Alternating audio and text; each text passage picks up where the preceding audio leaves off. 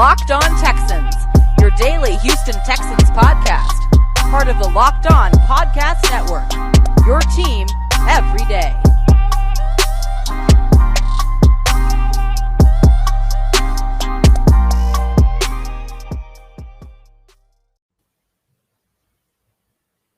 Welcome in, everybody, to the Locked On Texans podcast, part of the Locked On Podcast Network, your team every day. Thank you for making the Locked On Texans your first listen every day. We are free and available on all major platforms, including YouTube. You guys have kind of been lighting YouTube up, man. I love it. I can't wait to, kind of get into that shortly. But I'm Johnson Sports Guy Hickman. I'm always followed and joined by my co-host, the greatest co-host in the world, Cody Davis. But throw up the H.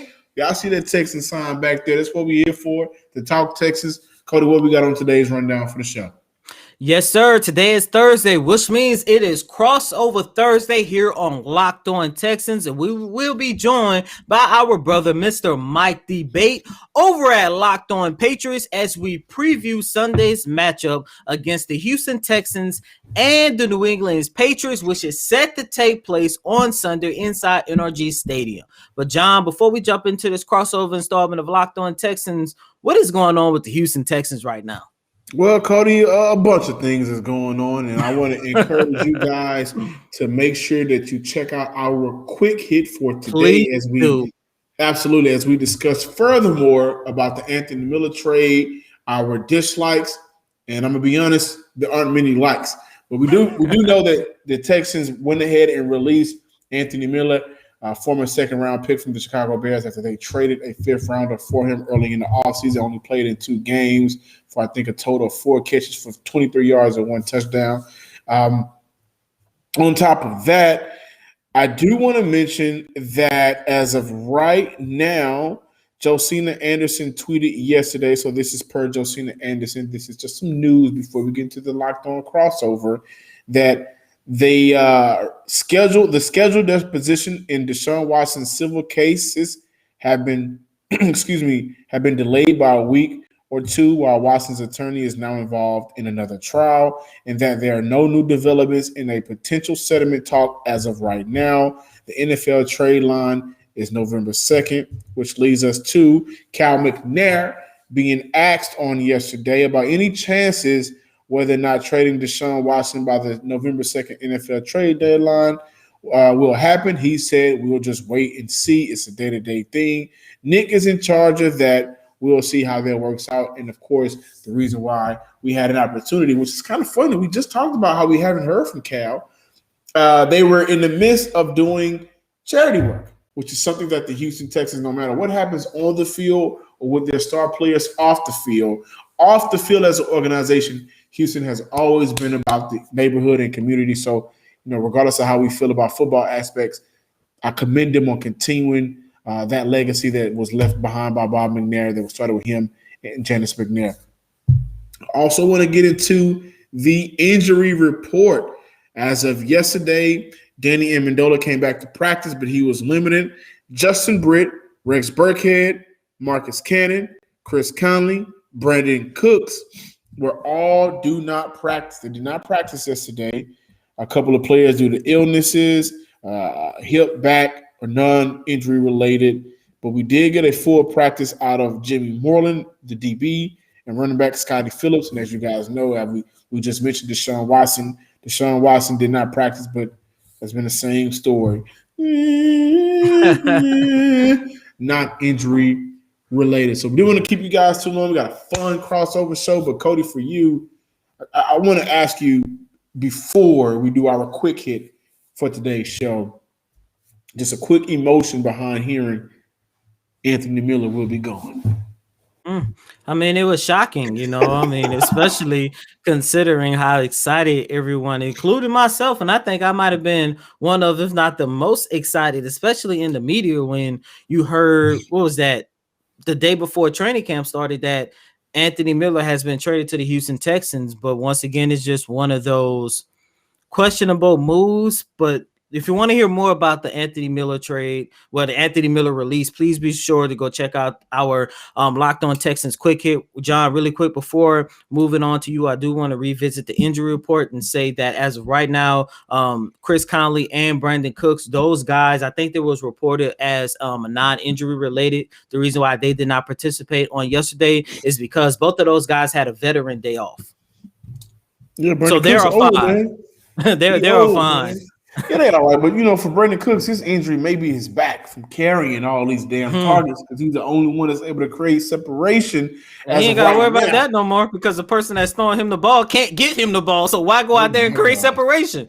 Oh, my gosh. He's the only target. That's why his back hurt. But I can't wait to dive into the New England Patriots on Sunday. You guys may be shocked to hear what I have to say once we get out of the show. And so I'm holding out faith. I got hope. How long? I don't know. But this is going to be a very fun show with Mike Debate from the Locked On Patriots. Don't go anywhere. We got a lot of fun and excitement coming up. This episode is brought to you by Rock Auto. With the ever-increasing numbers of makes and models, it's now impossible for your local chain auto parts store to carry all the parts you need. Why endure pointless or seemingly intimidating questioning? Questions like, is your Odyssey an LX or EX? And wait while the person behind the counter orders the parts on their computer, choosing the only brand their warehouse happens to carry. You have computer access with rockauto.com at home and in your pocket. Save money and time when using Rock Auto. Why choose to spend 30, 50, even 100% more for the same parts from a chain store or car dealership? For an example, a Honda Odyssey fuel pump is $353 from a chain store. Rock Auto, $216. Go to rockauto.com, see all the parts available for your car or truck. Right, Locked On Texans in the How Did You Hear About Us box so they know we sent you. Amazing selection, reliably low prices, all the parts your car will ever need. rockauto.com. Welcome back in, Locked On Texans and Locked On Patriot listeners, viewers at home. Make sure you subscribe to both Locked On Texans and Locked On Patriots on YouTube. Also, make sure that you make us your first listen every single day. And we thank you for making us your first listen. Mike DiBiase from the Locked On Patriots, man. Welcome in. I cannot wait. Mike, we're friends outside the show because, I'm a Pats fan, so I can't wait to talk about what's going on with New England, but super excited to talk Texans and talk Patriots with you today. Absolutely. Always my honor and pleasure to join you guys. Thanks so much for doing the crossovers. We always look forward to these on the Locked On Podcast Network, but there's something special when the Patriots and the Texans hook up. There's so much synergy between these two franchises, a lot of familiarity. So I've been looking forward to this one for a while. It's going to be a fun one. Absolutely. And I kind of want to go ahead and get off right into it, Mike, if you don't mind. We both got rookie quarterbacks. Yours was just drafted 15th overall. We got ours at 67th overall. We got a lot going on here in Houston, but specifically looking at Mac Jones, how confident is the offense with him right now, the coaching staff, the skill position players? How confident is everybody, not named Chris Collinsworth, is in Mac Jones? I've got to say, at the feeling in and around the locker room, the coaching staff, the fan base, everybody seems to be on the Mac Jones train. And that was really the case even before Sunday's game with the Tampa Bay Buccaneers. A lot of fans were very happy with how Mac was being able to run the offense, the poise that he showed, the maturity that he showed. For all of the arguments and for all of the predictions that the Patriots were going to change their offense when they got rid of Tom Brady, or when Tom Brady left, I should say, New England, big difference there, folks. That they were going to go to a more up-tempo, they were going to go to a more modern type of NFL offense. They're still running the same type of offense up here in New England, predicated on quick throws, accurate throws, getting the ball where it needs to be, obviously picking up the pre-snap read very quickly and delivering the ball accurately on time where only the receiver can get it. This is Mac Jones' specialty, and that's something that he's done very well up here in running that type of offense. On Sunday, a lot of people looked at Mac as like a coming-of-age type game for him. I thought, again, he showed a lot of maturity, a lot of poise. He attempted 40 passes that night against the Tampa Bay Buccaneers, had 8 rushes of his own as well, 2 touchdown drives. And what was so impressive on these touchdown drives, guys, is he was able to control the tempo. He was able to make most of the opportunities provided to him by the pass protection when the pass protection broke down, and unfortunately that happened often on Sunday, he was able to buy his own time. He was able to pick up the blitz, get rid of the ball on time, and make things happen. So if he continues to show that, he's going to gain more and more fans, not just from a Patriots perspective, but also from a national perspective. And his coaching staff has a lot of faith in him. His teammates have a lot of faith in him. Future is pretty bright for Mac Jones right now. Speaking of Jones, Mike, coming into Sunday's game, it seemed like you guys are going to have a weakened offensive line because if I'm not mistaken, I think 2 or 3 of your offensive linemen are placed on the COVID-19 list. How big of a loss is that? And do you think a weakened offensive line is going to at least affect Mac Jones from what we have been able to see through the first, what has been 4 games so far in his career? Right. Yeah, that's definitely a concern, Cody. There's no question about it. Look, bottom line, the New England Patriots right now have not done a great job of protecting Mac Jones. Mac has been under duress. He's been pressured on a lot of his dropbacks. He's been hit an awful lot. He's been sacked an awful lot. Despite all that, he's still been very accurate and still been very confident in his throws. But the more they put him in peril, the worse things can get, and the more chance there is for things to go wrong for Mac. So it's definitely a concern. The left side of that offensive line right now on the COVID-19 list, like you said, Isaiah Wynn, their left tackle, Michael Wainu, their left guard. These guys are competent and very good offensive linemen. They've had their struggles in 2021 so far, but they're still as capable as any offensive lineman that the Patriots can put out there, and really as capable as anyone else that you'll find in the league. The right side also has been a problem. Trent Brown has not really taken many snaps. He got hit in the first, series against the Miami Dolphins in week 1.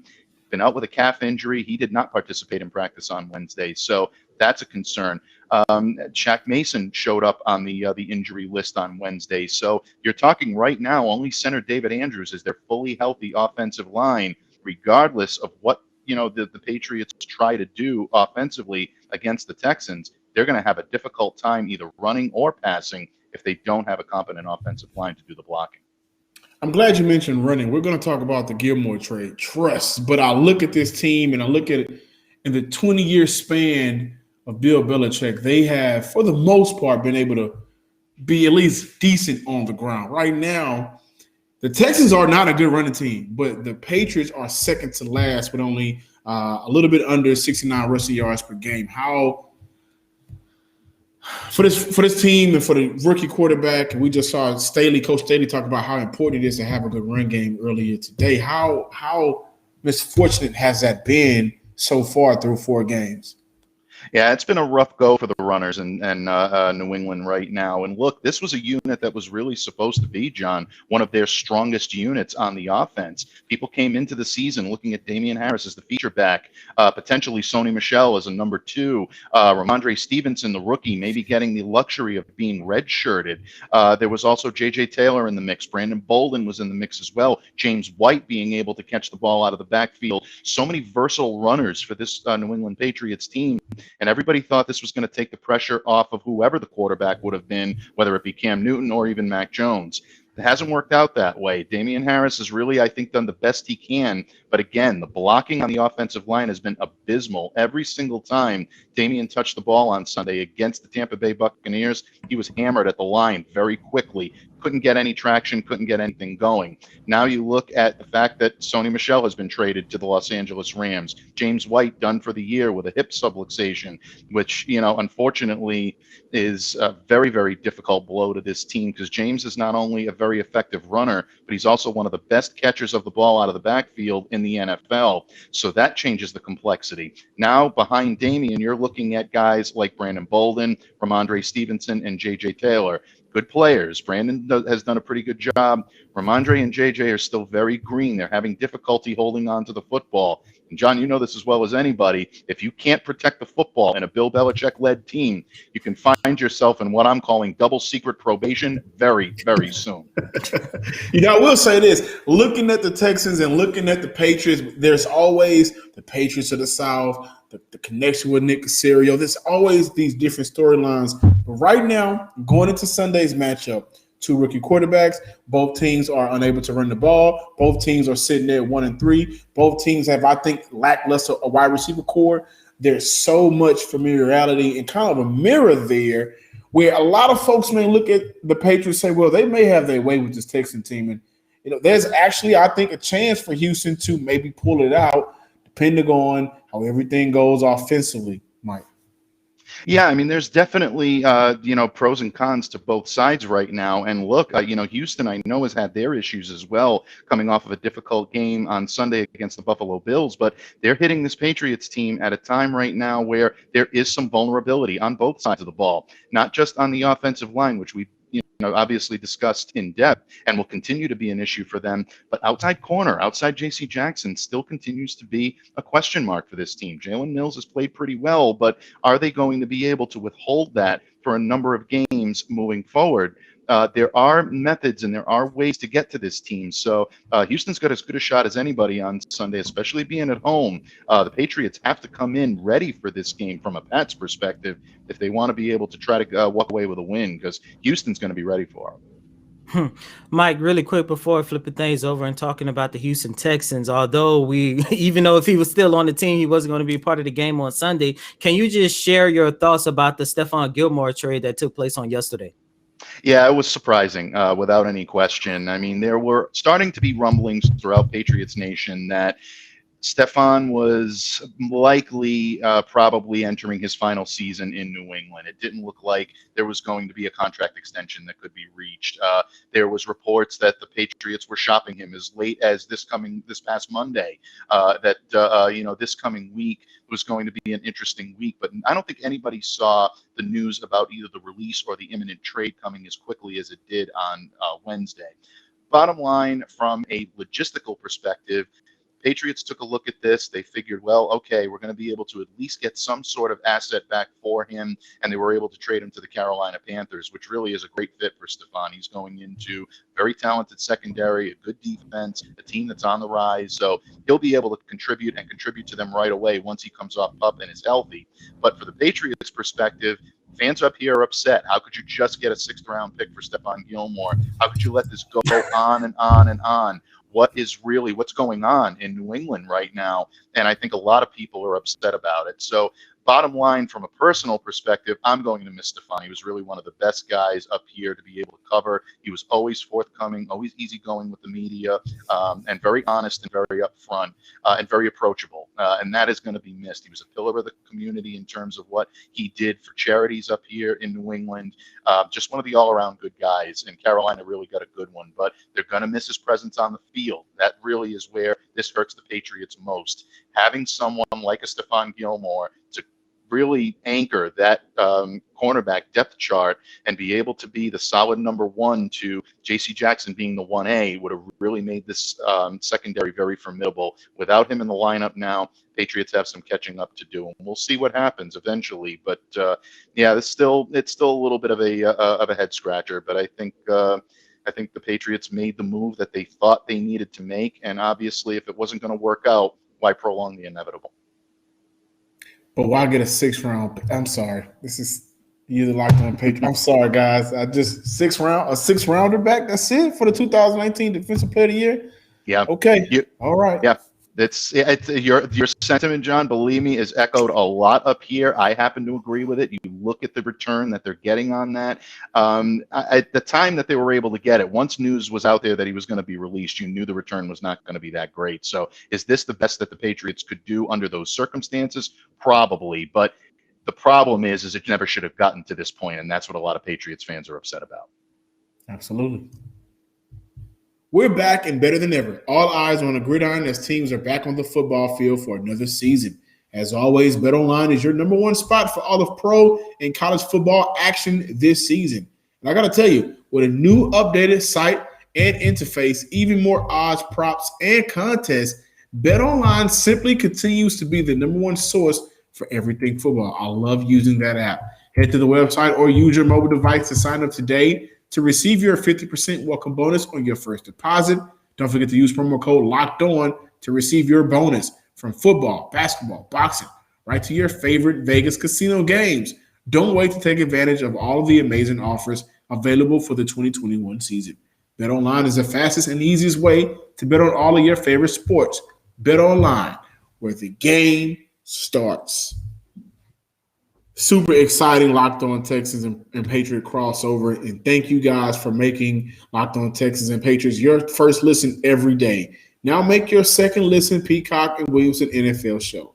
Okay? Brian Peacock and former NFL scout Matt Williamson give you the expert NFL analysis in less than 30 minutes. It's free and available on all platforms.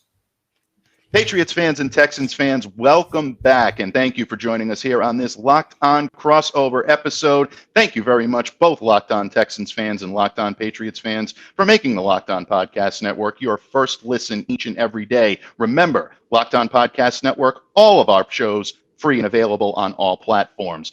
I'm Mike Debate, host of the Locked On Patriots podcast, and I am fortunate to be joined by John Hickman and Cody Davis, hosts of the Locked On Texans podcast. And fellas, in the previous segment, we talked about the Patriots. We talked a little bit about Mac Jones. We talked a little bit about Stephon Gilmore. We talked a little bit about what the Patriots need to do in order to try to remain competitive in their division. But at the same time, the Texans find themselves in similar territory, a 1-3 record coming off of a pretty difficult loss to the Buffalo Bills in Week 4.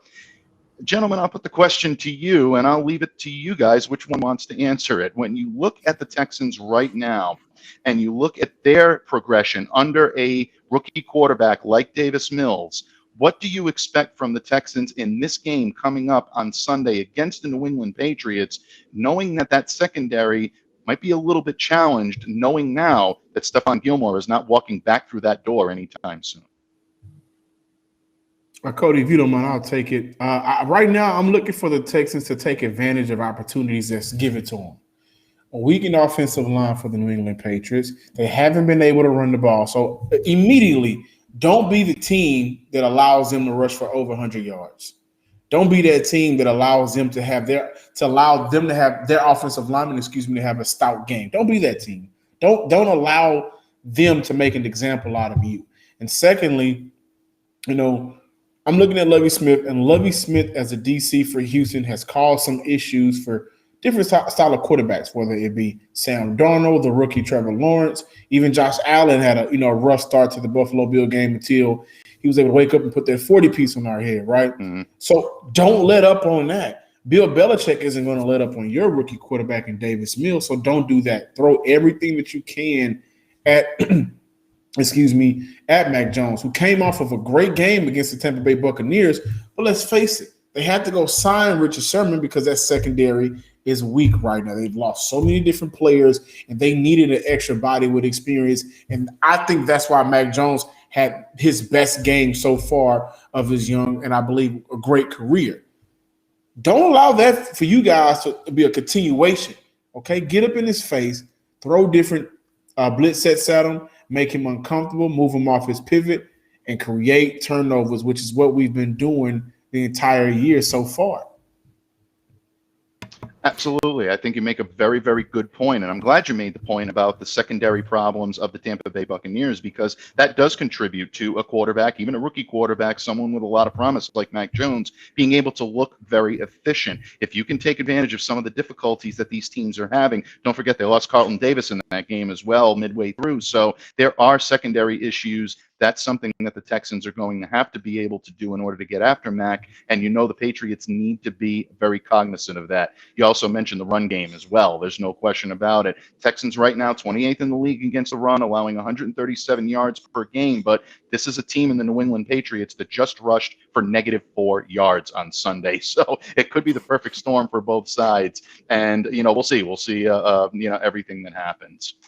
Cody, I'm going to flip this one over to you now. And when the Texans' running game, when you look at it on paper, this was a running game that really had impressed me in terms of what I thought this team was going to be capable of in the season, whether it be Mark Ingram, whether it be David Johnson, Philip Lindsay, a runner that I know very well and covered up here from New England for a couple of years, and Rex Burkhead, who's nursing an injury right now. His status still very much in question on Sunday. These guys have the ability to keep opponents on their heels. Patriots haven't been exactly as stout as people would have hoped in stopping the run. Do you think, especially with a rookie quarterback like Davis Mills coming off of a difficult game on Sunday, is this the key for the Texans to try to run the ball at the Patriots and test the middle of that interior of the defensive line? Nope. They're going to try, but they're not going to be affected by it. And look, you mentioned, going into this season, we thought that this was going to be a revamp and a better run game. I mean, we all thought that, especially with the addition of Philip Lindsay. But Mark Ingram, he has been the best running back that the Houston Texans have had throughout the season. And outside the game against the Jacksonville Jaguars and even the game against the Cleveland Browns as well, he hasn't given this team much. David Johnson has looked, matter of fact, a little bit worse than we saw last year. And then Philip Lindsay has been the biggest disappointment out of those three because we thought because he's the younger back, and plus we knew that this was going to be a team that's going to rely heavy on their run game. We thought this was going to be an opportunity where Philip Lindsay could come in and revamp his career and actually be a key piece moving forward in the Texans rebuild. And he hasn't done, I'm sorry to say this, a damn thing. As a matter of fact, he has been the worst out of the three. So with Davis Mills being in there, it kind of put the Houston Texans offense in a bind because going up against the Carolina Panthers, we saw them depend a lot on their run game. And after the game, David Culley came out and said that one of the reasons why that they rely so much on their run game is because Davis Mills was literally thrown into the fire and they wanted to keep the chain on him. They did not want to run their offense as if Tyrod Taylor was out there. They tried to do that against the Buffalo Bills, which I also think was a big mistake because you're looking at one of the best defensive teams in the league. They tried to do that against the Buffalo Bills, and heading into halftime, they had a negative 22 in passing. They couldn't rely on their run game because their run game is the only reason why they had a total of 4 total yardage entering the second half. So this offense is terrible. No, it doesn't matter if it's Davis Mills trying to, connect with one of his targets. We don't know what in the hell he's reading. And it's unfortunate because all three of those running backs at one time or another, there were Pro Bowl caliber running backs, especially Philip Lindsay, who's 2 years removed from that honor. We don't understand what is going on. I mean, the offensive line and their run blocking hasn't looked that great. But one of those three guys, they have to give the Houston Texans something. Yeah, very, very good point. And in terms of the running game, it's always good to hear the perspective of the guys that cover the team every day, because obviously the perception from afar is you take a look at the names on this list and you start to say, okay, well, they've got a lot of different guys that can hurt you. They get a lot of different guys that can do a lot. But then you take a look at the productivity. It hasn't exactly been what everyone had hoped. And it's really kind of a mirror image of what the New England Patriots running game has been. A lot of good names, a lot of big time expectation, but really the output has not been as good as most people had hoped. And, who knows, that may end up being the recipe for a defensive slugfest on Sunday as well. Gentlemen, one more question before we get to some game predictions here before we close things out here on Locked On Crossover Thursday. Obviously, Davis Mills being a rookie quarterback, obviously New England has a penchant, especially Bill Belichick, of confusing young quarterbacks, showing them exotic looks, things that they haven't seen before. Seeing ghosts. Yeah, see Darnold, Sam. Actually, Darnold's doing really well right now, so maybe those ghosts, maybe he's exorcised the demons down in Carolina. But all kidding aside, Belichick has had a penchant for being able to confuse young quarterbacks. So at this point, is there a lot of concern with the Texans right now that could end up being the same thing? Are there weapons on that offense that can help Davis Mills be able to maybe conquer some of those fears? Maybe a guy like Brandon Cooks, who we know very well up here from his time in New England, one of the more targeted receivers in the league. Is that the key? Or is, like John said earlier, is the key to Houston's success being able to put pressure on Mac Jones, especially with a guy like Whitney Merciless, who can get after the quarterback against a very porous offensive line? I think so, man. I think defensively is where Houston will win. Listen, so we started that game against Buffalo. Offensively, got the ball first, didn't do a good job, but then we come back and Lonnie Johnson gets an interception and put Houston in perfect field position. I think they ended up right before the 10-yard line. Didn't score. Needed 7 against the Buffalo Bills. Didn't score at all. But see, those are the type of opportunities that Houston has to create on Sunday. I don't think Houston has the offense right now to create and win on long drives. I feel like Houston has an offense that can between your 40 on down, then you'll be able to score. So I think field position is important for them, and that's going to call for defense to create turnovers, get stops when you need to, and special teams to come into play. Give us some good returns, Andre Roberts, who's been very disappointing this year on punt returns, on special teams. Give us something so we can shorten that field for Davis Mills. The extension of your question about any offensive weapons outside of Brandon Cooks, the fans are not confident. The media isn't confident in everything that we've been sold during the offseason, right? Farrell Brown had a very big game one against the not Buffalo Bills, against the Jacksonville Jaguars. He's been virtually non-existent since. Jordan Akins, who's a very good receiving tight end, he's been non-existent. Getting your running backs involved in the passing game, that hasn't been working out as well. So outside of Cooks, we're not confident in anybody else to create plays. Not at all. He is the number one guy. We had Nico Collins, but he's on IR. He won't be playing Sunday. Danny Amendola status is up in the air. I don't believe he'll play. If he does, how effective will he be? Not sure. Mm-hmm. Defense will be the key to this game in order to give Houston any shot beating you guys. Absolutely, completely agreed. And you know what? I really think it is going to come down to the defenses in this game. And gentlemen, I think we've arrived at that point. If you're comfortable, maybe we can give our listeners here some game predictions. Cody, I'll start with you. What are you looking for in this game? Your key to action, and what's going to be the outcome? Talking about a key, John hit the nail right on the coffin. It's going to come down to the defense, a little bit more so on whether or not the Houston Texans defensive line can exploit a weakened offensive line for you guys, especially with a rookie quarterback in Mac Jones. But at the end of the day, this Texans offense, as John just said, the only person that we can actually trust is Brandon Cooks, but we cannot trust a guy whose job it is to get Brandon Cooks the ball, and that is Davis Mills. And speaking of Davis Mills, by the way, I am interested to see what type of adjustments he's going to make to his game, because he had a terrible game on Sunday. It ended up being the worst start from Houston Texans starting quarterback in franchise history. And on yesterday, David Culley did mention that he actually had an opportunity to talk to Davis Mills and say, look, if your read isn't there, do not be afraid to throw the ball away. And he does seems like a lot of times he's trying to make something out of nothing. And that is when he started throwing those interceptions. I believe he had like 4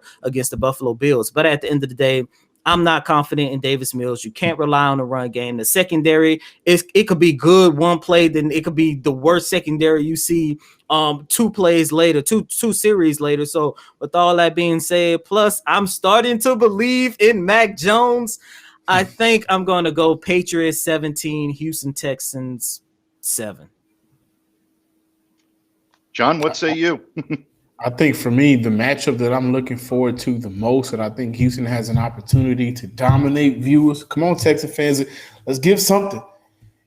Are the DN positions. And Roy Lopez interior. He's been dominated interior right now. But I'm looking at Jacob Martin. I'm looking at Jonathan Gennard and Whitney Merciless, our DNs, to really be able to get after Mac Jones, right? And I think if you do that, he's still a rookie quarterback with different coverages. That should play in the favor of Houston. Shorten that field, like I mentioned. And then let's stay to our blocking assignments. Let's get to that second level. Let's not whiff on blocks, tight ends, Jordan Akins and Farrell Browns. Let's not whiff on those blocks. We should get a hand on somebody. It's getting disgusting out there. Overall, I think this is a game where I'm confident for the first time in a while. I will pick Houston 21-18. What? Interesting. Very cool. Surprise. I also think Mac Jones. See that, Mike? I listen. This is the last straw for me, though. But I right now trust Lovie Smith to create those turnovers and shorten that field. If that doesn't happen, I don't think Houston has a chance. But I think Mac Jones at least gives us 1-2 turnovers on Sunday. Yeah, I think in a lot of ways, Mac Jones is not necessarily a turnover machine, but that offensive line and the porousness of it right now and the uncertainty of it right now certainly concerns me. And to me, that's the key. If that offensive line is somewhat healthy and they can come in, get stops, and improve the run and the pass protection, I like the Patriots' chances in this one. If they don't do that, Like John said, Lovie Smith is capable of forcing quarterbacks to turn the ball over, and that could very easily happen. Mac's a good quarterback. He's shown a lot of promise, but he's a rookie, and he will make mistakes if he continues to be hit as hard and pressured as hard as other teams have been able to do it. I think this is going to be a close game. I think this is going to be more of a defensive slugfest, like both of you gentlemen have said. I'm going to go with my heart in this one, and I'm going to go with the Patriots, but I think if they pull this one out, it's only going to be by a field goal. I like the Pats in this one at 17-14 on Sunday. 17-14. 17-14, 21-18, and Cody, you have 17-7. Okay. Well, gentlemen, thank you so much for joining me here today on Locked On Crossover Thursday. And listeners of Locked On Patriots and of Locked On Texans, thank you all for joining us here today on this crossover episode. The Houston Texans and the New England Patriots set to do battle Sunday, 1 p.m. Eastern, NRG Stadium, Houston Texans. Pats and the Texans, always a lot of fun when these two teams hook up, and it's always a lot of fun when I get to share the microphone with you great gentlemen. Thank you so much. He is Cody Davis. He is John Hickman, Locked On Texans. Fans of Locked On Patriots guys out, they put on a phenomenal show each and every day, free and available on all platforms as well as YouTube. And of course, Texans fans, I would appreciate the kind listen on Locked On Patriots. Again, free and available on all platforms. Thank you, gentlemen. Stay safe and well. Have a great day. And everyone, enjoy the game on Sunday.